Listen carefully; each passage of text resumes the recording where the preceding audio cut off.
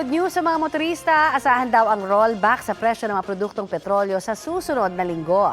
Ayon sa Department of Energy, base po sa 4-day trading, 70 hanggang 90 centavos ang bawas sa presyo ng kada litro ng gasolina.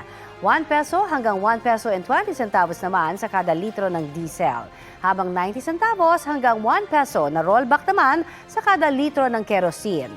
Ayon kay Oil Industry Management Bureau Assistant Director Rodela Romero, mga posibleng rollback daw ay dahil sa kasalukuyang agam-agam sa global demand at posibleng manatili pa ring mataas ang interest rates sa Amerika.